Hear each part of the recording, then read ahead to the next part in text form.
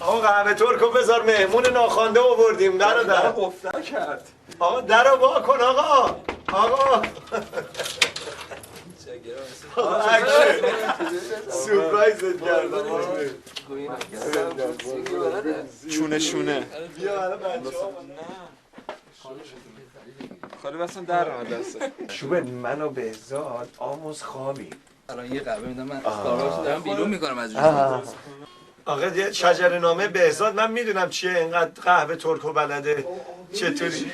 ببین نه جدی من فیلم بگیریم خواهش می‌کنم. یه دقیقه اگه تشریف بیارید. یعنی واقعا شوبرت یه دونه کتری رو فدای قهوه ترک کرد، یعنی ریخته توی این داره جوش میاره. این بدآموزیه. این که اومد بالا باید قطعش کنی، بعد رسمش اینه که کفش هم بمونه. آره نصف کنی، یعنی شما همه رو نمیتونی یه جا بریزی. من اگه واسه قهوه درست کردن اینجا پول میگرفتم خیلی بیشتر پول میساختم تا آهنگسازی. بوی خوبی هم داره.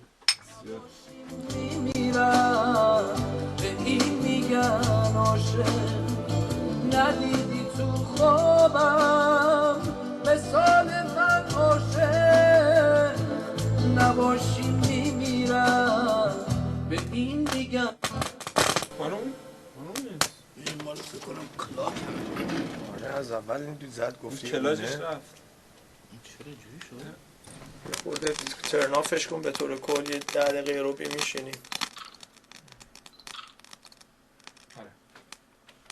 این نگاه مشکوکی بود. لیزر داشت.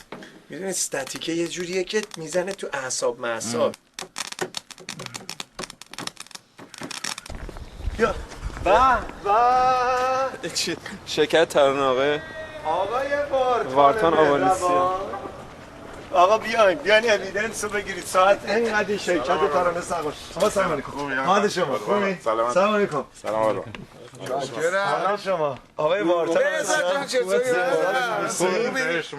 جدی من توی ریالیتی داشتیم میرفتیم ساندویچ بگیریم پرسپولیس. خب بعد داشتم توضیح میدادم که شرکت‌های ایرانی توی محوطه زیادن و یه ساندویچی ایرانی هم سر کوچه است که یهو دیدیم در آفیس بازه. بگیرین آقا سیدیا رو بگیرین. هر توضیح هم بدید داریم میریم انباری چی؟ من میدم. نه سیدی خودم میدونم کجاست. این قشنگه. این اولین کار منصور با شرکت ترانه. تصویر آخر. تصویر اول. بعد اون موقعی که بچه بود دریچه بعد یه خورده بزرگتر شد، پسر خوبی شد. جنسا و کالاهای ما رو.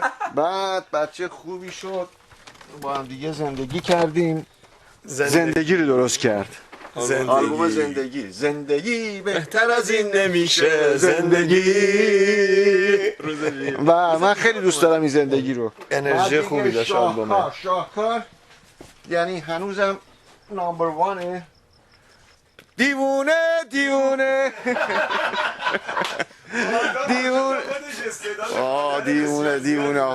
دیوونه این دیگه نامبر وان. تو عزیز دلمی، تو عزیز. برادر چی داری میگیری میخوای ببری اینا؟